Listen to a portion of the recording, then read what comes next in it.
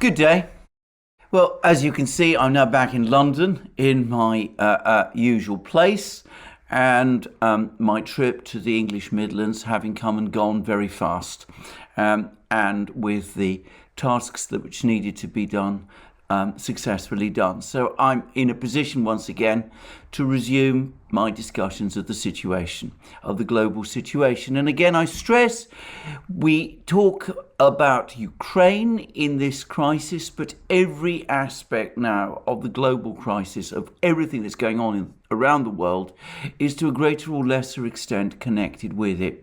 To give one very brief example, as many of you no doubt know, there's been a civil war underway in Ethiopia.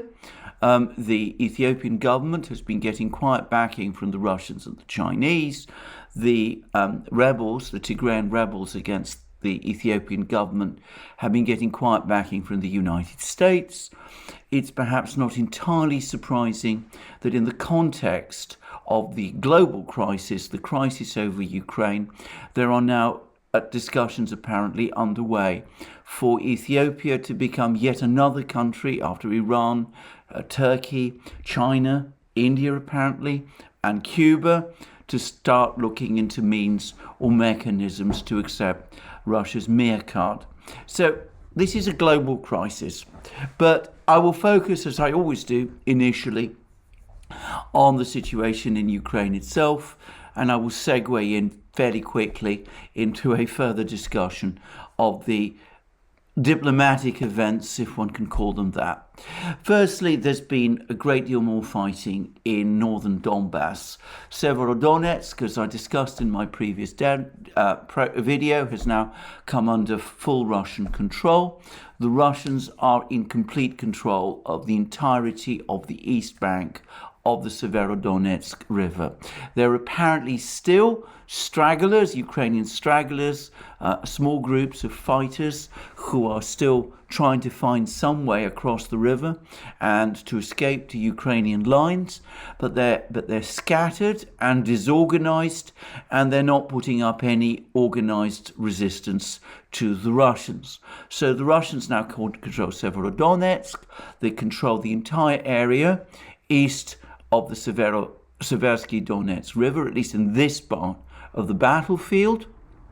The Ukrainians, however, are still clinging on to the smaller neighboring town of Lysychansk, which is on higher ground. It's on the other side of the Seversky Donetsk River. It is on higher ground, and where apparently the greater part of the Ukrainian troops who were defending the Severodonetsk-Lysychansk conurbation, that this is where they've now become concentrated. And I discussed in my previous program my own skepticism about some of the suggestions or proposals for withdrawing these Ukrainian troops from Lysychansk. I think that the time to do that, at least in an organized and orderly way, has now passed.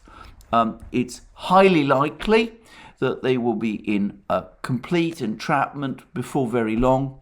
And even if they were to try to retreat now, they would have to leave their heavy equipment behind them, and they'd have to try to get to Ukrainian lines further west in small groups under cover of darkness, probably in a less than orderly or particularly organized way. Well, that was the situation as it appeared yesterday. But today, there's been a flood of news. It's in fact difficult to keep up with the news. And I must also say that it's also extremely difficult to know what exactly is reliable news and what is not.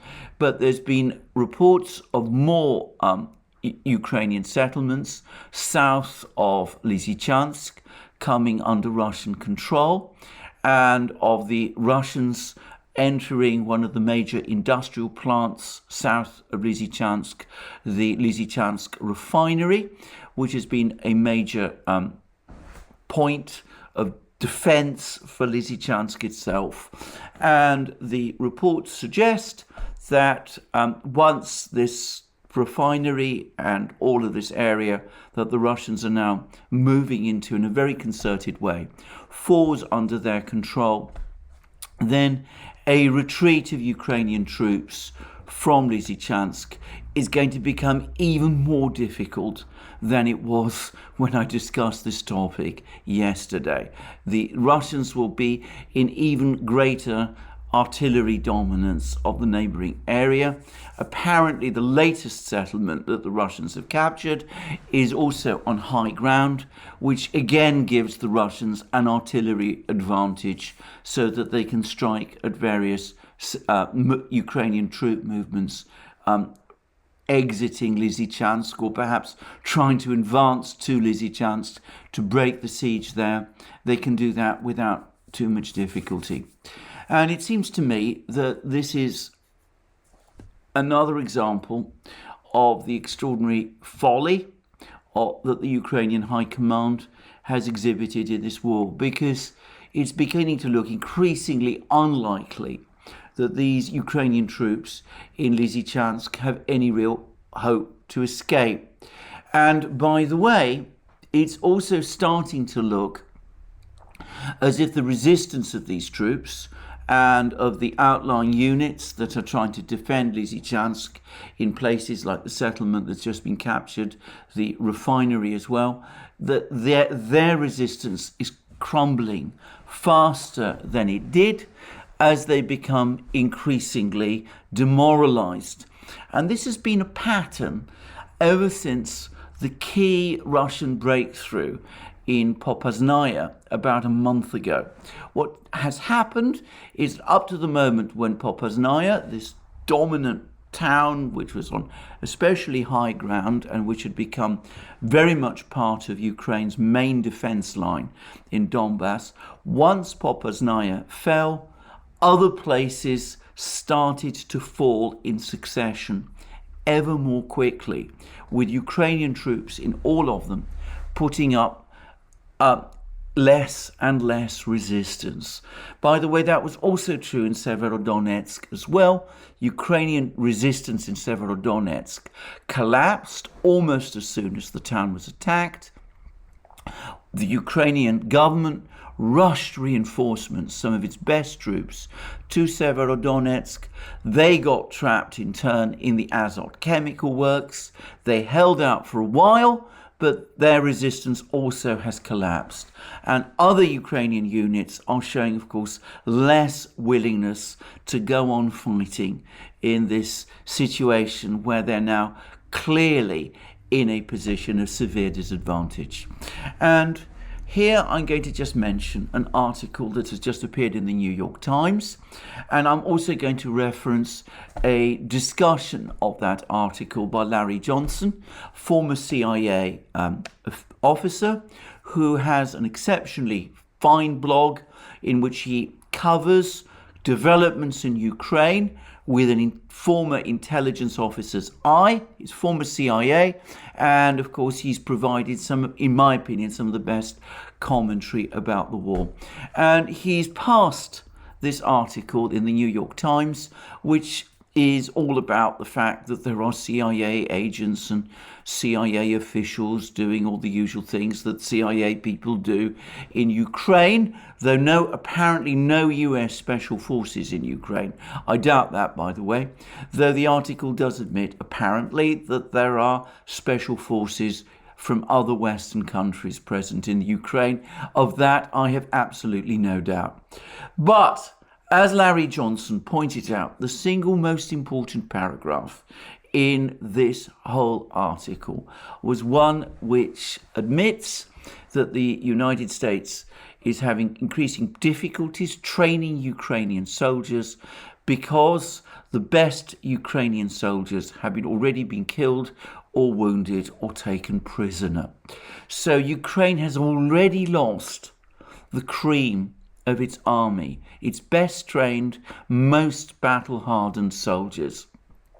The ones that are left, tens of thousands, hundreds of thousands of them, Ukraine has carried out any number of mobilizations over the course of the war. I believe we're now roughly at number 7. these hundreds of thousands of Ukrainian soldiers that are left are much less well trained than the ones who have already been lost. And of course, it's worth bearing in mind that the Russian soldiers that they are up against are professionals. They're professional volunteer soldiers. The soldiers who fight in the militia, the Donetsk and Lugansk People's Republic militia, they're not professionals. They're conscripts drawn from the Donbass. But the soldiers who fight in the Russian army in Ukraine are full-time professionals. And the Ukraine is now in that situation where it's throwing ever larger numbers of conscripted men into battle. Something, by the way, which the Western media persists in claiming that the Russians are doing, even though that is not the case. So that's now what's happening as a result of this policy of fighting in every location, of standing and fighting in places like Severodonetsk and Lysychansk.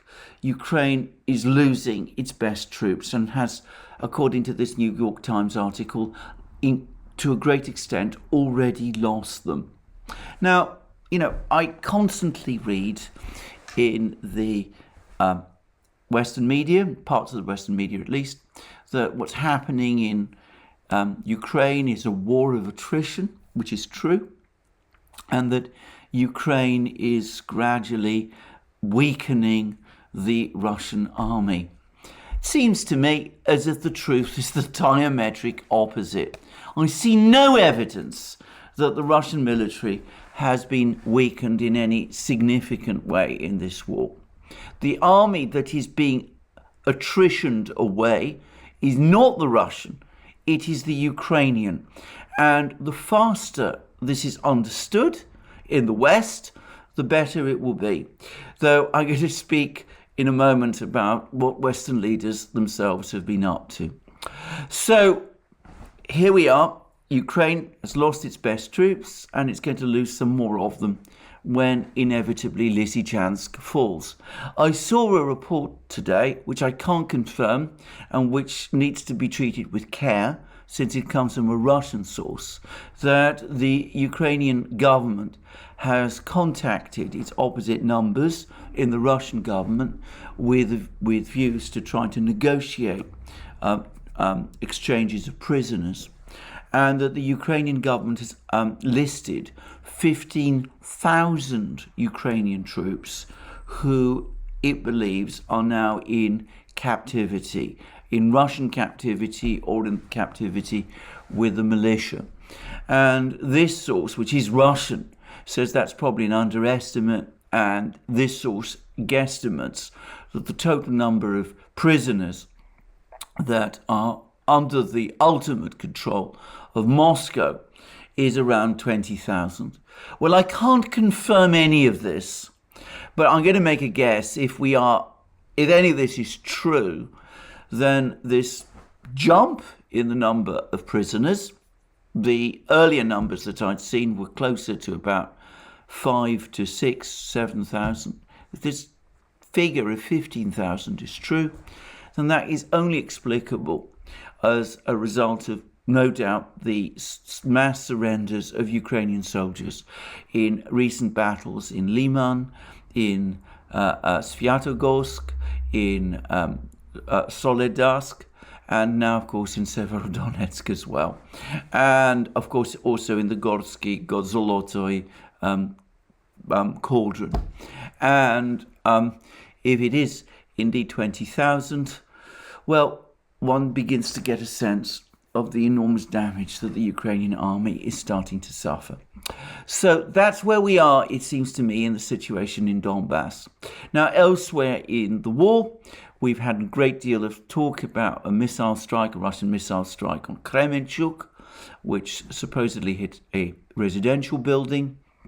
We've also heard more about missile strikes by the Russians on Kiev, of which there have been quite a few.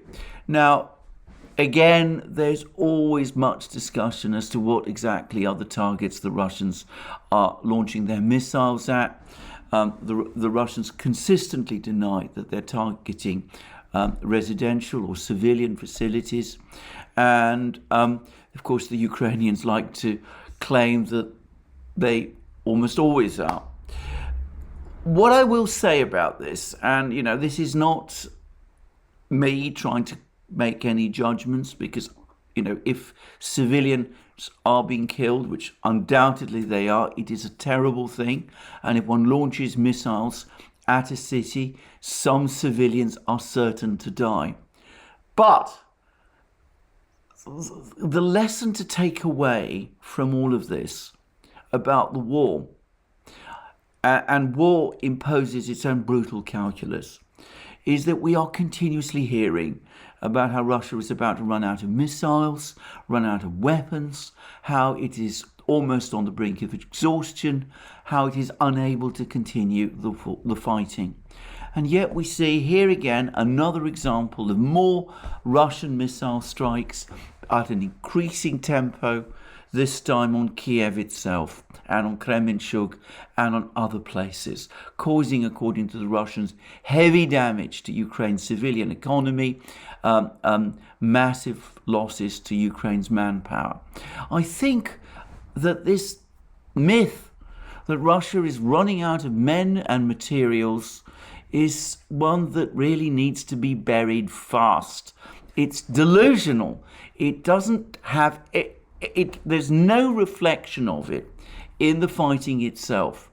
Yeah, I still read it. I saw an article in the Washington Post yesterday, which also was talking about how Russia's army is about to become exhausted, how the Russians will have to, the Russian offensive will lose steam once Donbass is captured. There's no evidence of this. There's none at all, and we shouldn't delude ourselves into thinking that this is indeed the case. Anyway, so lots of things going on in the war, and of course it's not just, as I said, a crisis in Ukraine itself. It's a crisis that is a global crisis, and we've seen over the last few days, last couple of hours, in fact, last day or so, who is making this crisis global. Because there's now a series of important meetings going on in Europe. The G7, the EU, and NATO are all having back-to-back meetings now. And the G7 leaders, the leaders of the major Western powers, the United States, Britain, France, Germany, Japan, Italy, Canada, they all convened in a German castle. They've all been talking with each other. They're going to be going off to Madrid to hold the NATO summit soon. They're all meeting, and they're meeting together and they're talking together at the very same time that the entire West is in a deep economic crisis. We see inflation now in double figures in many countries, officially still in single figures in a few, but everybody expects that inflation is going to go on rising, apart from a few brave souls who think otherwise. But the consensus is that inflation is going to go on rising. The consensus also is that interest rates are going to start increasing, that Europe, Germany, the United States, Japan are all going to be in recessions, severe recessions, very soon. So what do these people talk about? Do they talk about the supply shortages, the increases in inflation, the cost of living crisis, the fact that their electorates are becoming increasingly unhappy, and that there's been bad election results in France, in Spain, in Britain, where the ruling party has taken a severe knock? Do they discuss the fact that a key NATO ally, Turkey, has now publicly come out and said that these policies that the West has been following are misguided and on multiple fronts? No, they talk about Ukraine. This seems to have been the big topic of discussion at the G7 meeting, almost to the exclusion of everything else. The only other big issue that they seem to have focused on to any degree was China. So, you're obsessed with Ukraine, you're obsessed with Russia, but, you still have some time to be unpleasant and rude about the Chinese. And with the Chinese, you're going to now, at a time when all your budgets are in massive deficit, where there's widespread inflation, where recession is coming, you're going to spend, or so you say, $600 billion, from where one wonders, to create an alternative to China's Belt and Road Initiative. I'm not going to discuss this in this program, but if you want an example of delusional thinking, well, you can start there.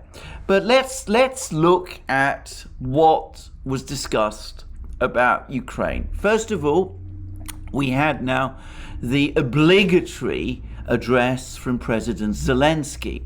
And for once, actually, he said something quite interesting. He said that the West needs to end the war in Ukraine before the winter. Now, why is he saying that? We see that Ukraine is losing. It's losing the war in Donbass. But apparently, this whole situation has to be turned around in just 3-4 months. How's that going to happen? Well, Zelensky talks about more sanctions. He talks about more air defense systems. And apparently the United States is now looking to supply Ukraine, or to pay for Ukraine to obtain a Norwegian air defense system, one amongst many, and the Russians will no doubt destroy it. Maybe the United States will start eventually to provide its own air defense systems, versions of the Patriot system. As it happens, there's been an article in Foreign Policy magazine saying that the Patriot is a lemon made in the United States. I'm not even going to discuss whether that is true, but everybody knows that with hypersonic missiles in Russia's arsenal, these systems are now vulnerable. The Russians have had no difficulty destroying Ukrainian air defense systems. They will now destroy any Western ones, and sending one more or less isn't going to make any difference. So why is Zelensky talking about ending the war in Ukraine before winter comes? And the reason is that there's now growing information, growing reports, articles appearing, including one by a former Ukrainian official, which basically says that Ukraine is now in deep economic crisis. It's running out of money, it's running out of fuel, it's running out of materials, it's unable to bring in its harvest properly, and of course it's also running out of weapons and ammunition in the war. And this person, these articles are cumulatively saying that the situation is going to get much worse in Ukraine by winter. And one does wonder whether somebody has briefed Zelensky and has told him that Ukraine only has a few months left. Unless things turn around very fast, Ukraine will start to fall apart militarily, economically, at all levels, especially when the cold weather starts to come. But perhaps there's another reason why Zelensky said that. Perhaps he said that because he senses something else, and perhaps the Ukrainians sense this too. And of course, remember, they're in constant interaction with the Europeans, and that's that they may be getting increasingly alarmed that with the deepening economic crisis in Europe, with the deepening economic crisis in the United States, with elections in Europe all going the wrong way, and with high probability that the Republicans are going to sweep the board in the midterms in November, maybe the Ukrainians are starting to worry that unless things can be turned round in the next few weeks and months, then by winter it will be game over.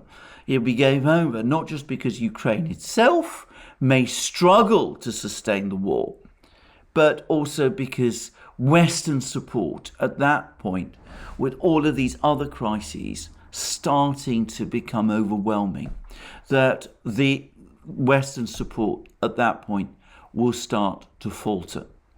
He may be right. If that is Zelensky's concern, he's quite possibly right. Well, that's what Zelensky said. What did the Western leaders do? They issued statements supporting Ukraine. We assumed that. They came up with more sanctions they're going to come up with more sanctions against individual Russians. I'm not sure what this is intended to achieve. They've been sanctioning important Russians continuously since 2014, and it has changed nothing. They've imposed an import ban on Russian gold. So Europeans and Americans are not going to buy Russian gold anymore. Well, they can't anyway. So what is this supposed to achieve?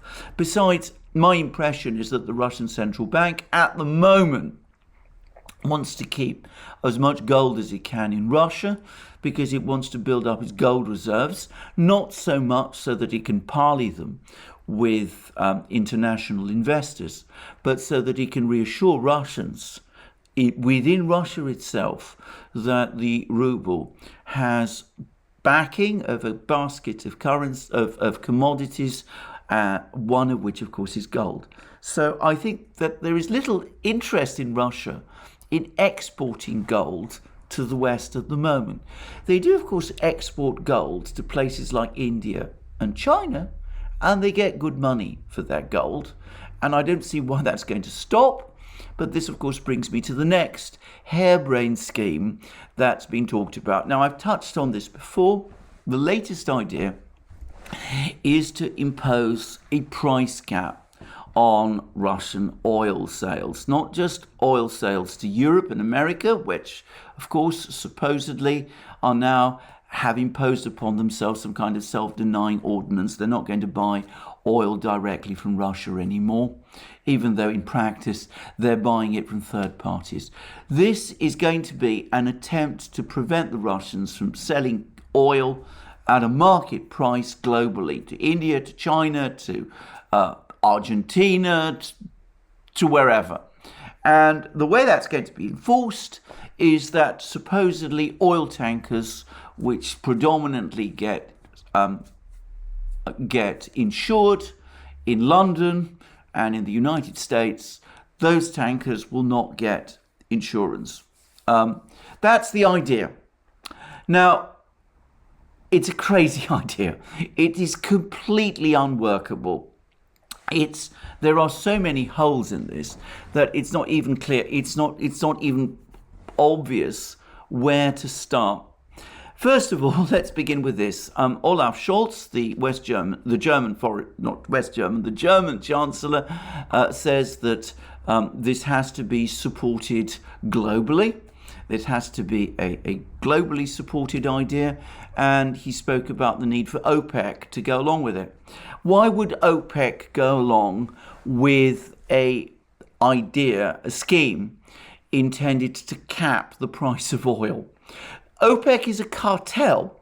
Its purpose is to maintain a high price of oil, not propel oil downwards.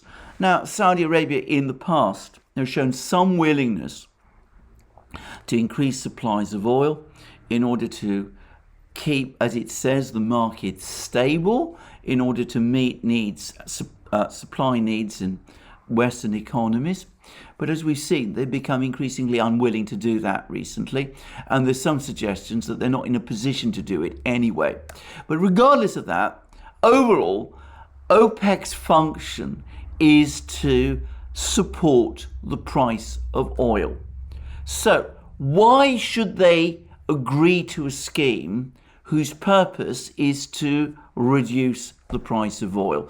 I say that because Mario Draghi, the Italian Prime Minister, actually came out and said it openly. He said that one of the purposes behind the scheme imposing a price cap in this way is to lower oil prices and thereby inflation. Why would the Saudis want to go along with that? Why would the rest of OPEC want to go along with that? And bear in mind, if you reduce the price of Russian oil, that will act as an anchor. It will pull down the price of oil. Oil, indeed, exported by Saudi Arabia, by every oil exporting country. So why would the Saudis, why would the OPEC countries want to do such a thing, agree to such a thing? Well, of course, the short answer is they won't agree to such a thing. I mean, they may go through the motions of pretending that they will, but they will all together collectively work to undermine it. And as for the fact that insurance, most maritime insurance comes in London, well, can I just say I have experience of this. I've actually had some dealings, so I've actually done some work on maritime insurance, on maritime law, and I'm going to say straight away, London does have a long history and expertise in this field, but there is no magic in it. Just as there was no magic in the SWIFT interbank messaging system. What the British do, others are perfectly capable of doing as well. The skills and the resources to do it exist in all sorts of places. They exist in Delhi, undoubtedly. They exist in Singapore. They exist in Hong Kong. They exist in Beijing. I've no doubt they exist in Moscow as well. There's no reason to think that this move is going to interfere, fund in any significant way in the Russian oil trade. The Saudis won't like it. OPEC won't like it. Other oil producers won't like it. And ultimately, every country that wants to buy oil will have to buy it from the producer at a commercial price. The iron law of attempting to impose price caps during a period of inflation is that those price caps, to the extent that they succeed, merely create supply shortages, as oil, in this case, perhaps gets diverted from Europe and moves to where the demand is highest. I would finish on this particular point that anyway, this whole scheme, it seems to me, is desperately dependent on the Russians' compliance. What if the Russians refuse? What if they refuse to sell their oil at a less than market price? Might they not just say, well, in this case, we're not selling any oil at all. After all, we built up enormous reserves. We got far more foreign currency now than we can spend. And besides, we're not buying things with all this foreign currency in Western markets anymore. So we've got massive cash reserves. We can simply stop all oil supplies for 6 months, a year, and we can trundle on for perfectly well until then. And besides, this will probably assist us to make our own separate arrangements with those countries, Turkey, Iran, China, India, with which we want to make direct relations, commercial relations, which will be essentially in our own currencies.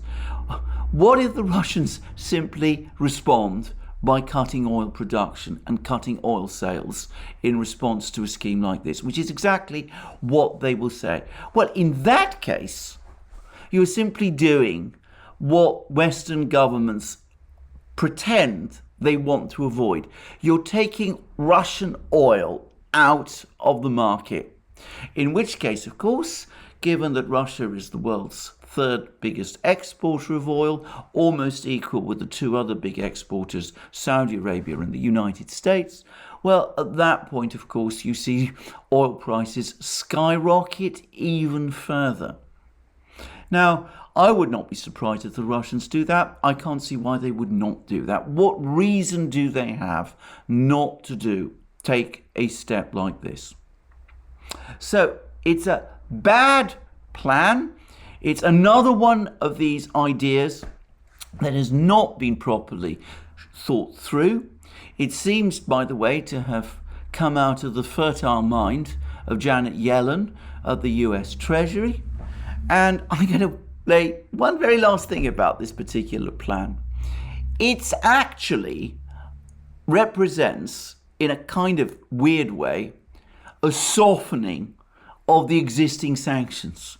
Because a few weeks ago, the EU, with much pomp and circumstance, announced that it was going to ban imports of ship-borne Russian oil from Russia into the EU, and that oil tankers that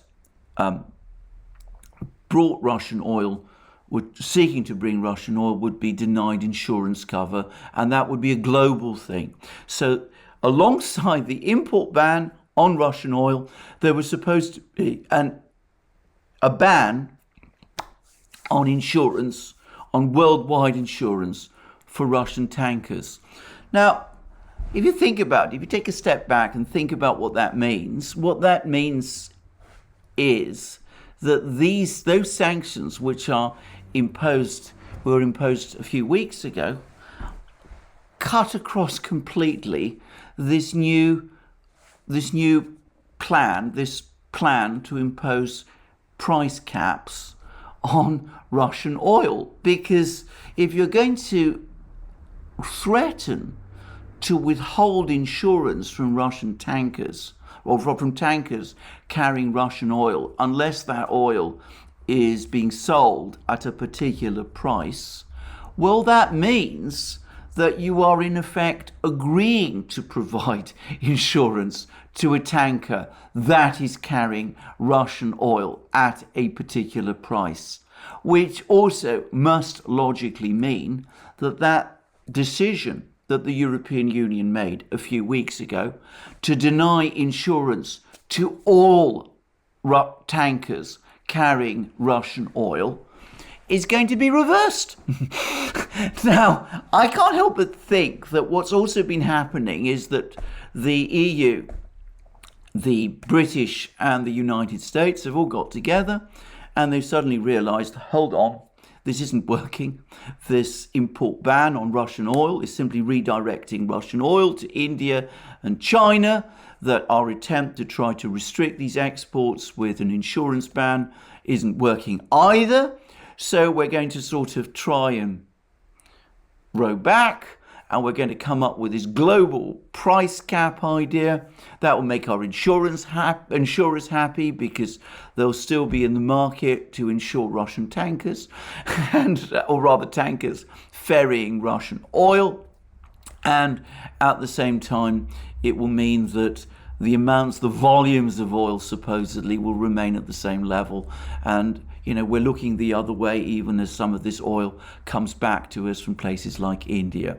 So in effect, this is an attempt to unwind the follies of that oil sanctions decision that was made a few weeks ago. It's an admission that those sanctions, that import ban on Russian oil, and those restrictions on insurance of tankers carrying Russian oil, that hasn't achieved what it was intended to achieve, and is instead hurting Western economies. Well, as I said, I think this scheme that they're coming up with is not going to make things any better. It could easily, in fact, make things worse. It's so easy to see how it could be disregarded. I can easily see how Russian oil sold in Vladivostok becomes, say, Malaysian oil as soon as it gets onto a tanker. There's no way anybody can realistically police this. And if insurance companies are being asked in London, insurance companies in London, Lloyd's and the others, are being asked to police this, well, they just don't have the resources to. They'd have to call on Western governments. That's going to create a great deal of ill feeling around the world. And besides, as I said, there'll be others who will be able to provide the insurance anyway. And the other oil producers won't like it. and they'll act to sabotage it, and other countries, middlemen, will want to trade always in oil at a commercial price. So this is a bad idea, and it's not going to work. It's an admission that the previous decision to impose import bans on Russian oil have been a disaster. But instead of admitting that and rowing back on that decision, you come up with an even more complicated, even more elaborate plan, which is almost certainly not going to succeed, but which has the potential to increase supply disruptions and to make the problem global and worse. So that's, however, what Western governments seem intent on going on to do.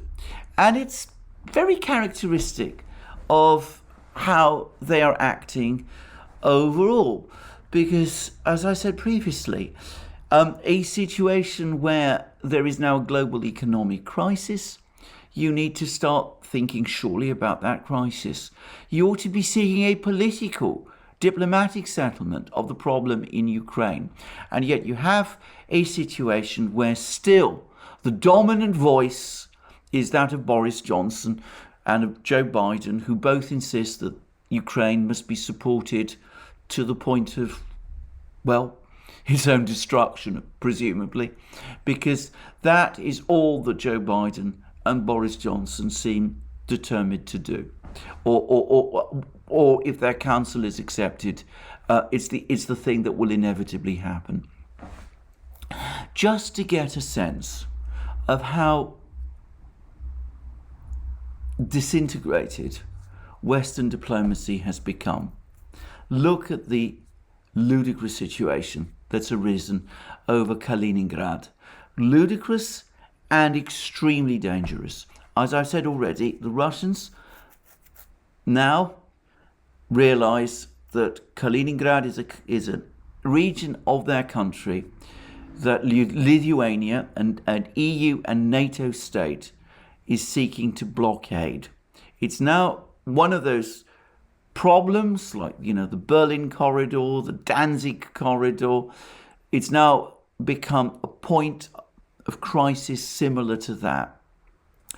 So some people in the EU understood this, and apparently there was a widespread consensus within the EU amongst the major EU states that this was a mistake, that what Lithuania did was wrong, that Lithuania went too far, and apparently there were suggestions, there were discussions, there were proposals to try to ease this,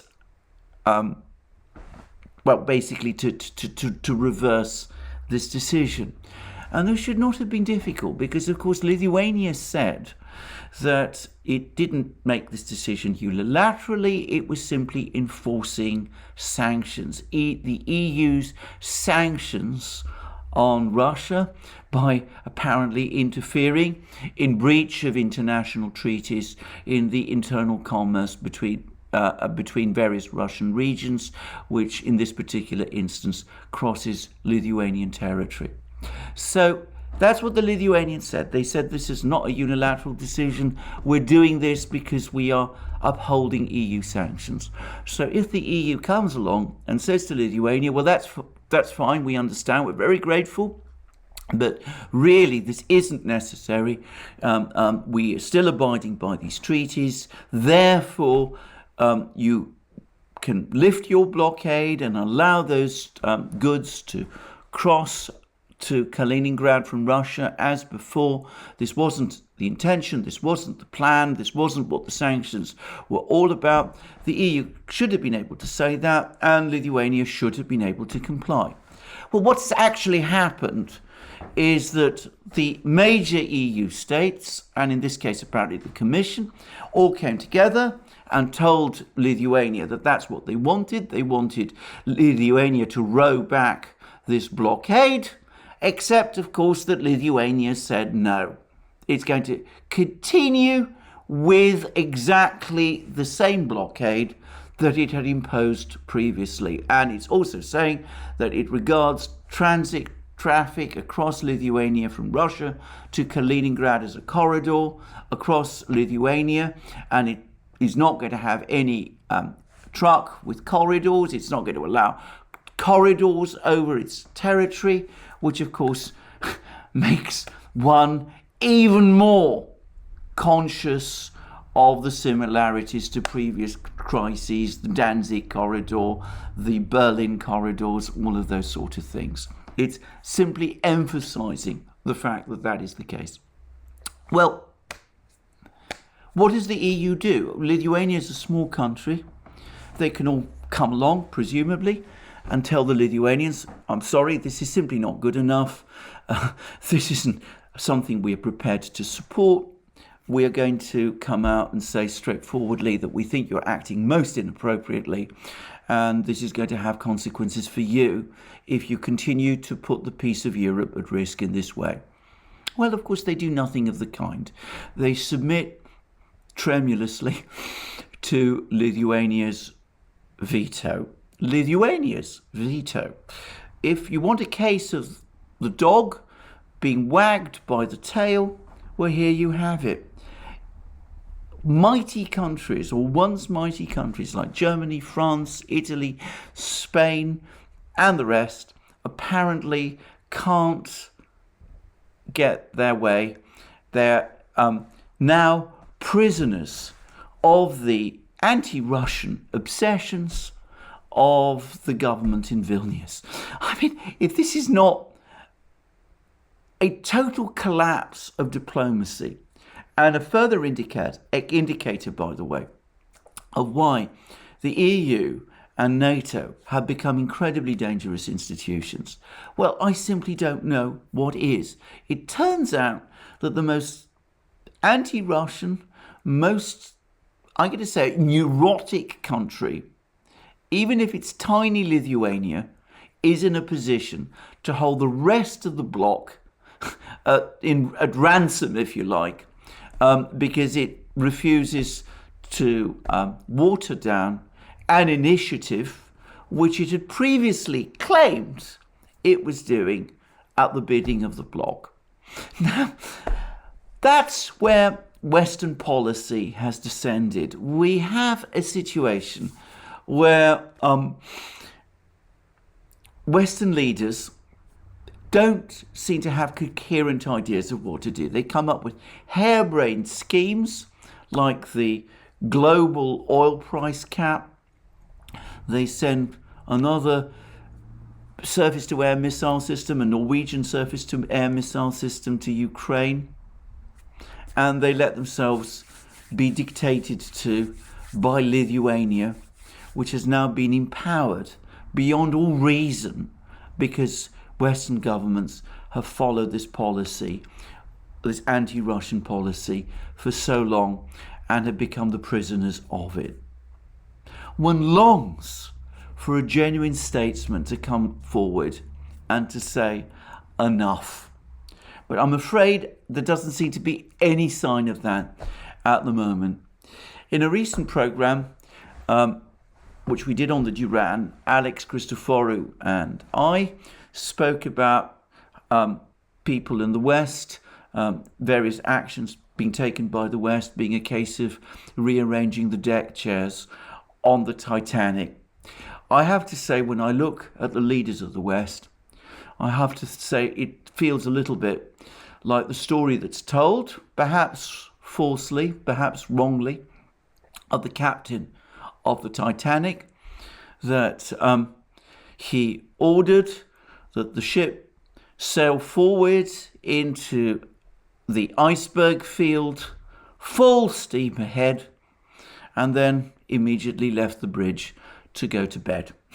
It seems to me that our leaders in the West are in effect doing the same thing. They're steaming the whole ship of the West ever faster towards the iceberg, and then after that, after they all get together and come together with all these harebrained schemes, they then go to bed. Thank you for joining me for this program today. I look forward to you joining me in future programs, both on this channel and on our main channel, the Duran. where I do programs with my colleague and friend Alex Christoforou. And as I said many times, you can find us also on other platforms, Locals and Rumble and ODYSEE and Super U. And remember, on Locals, we have our particular, we have a thriving community.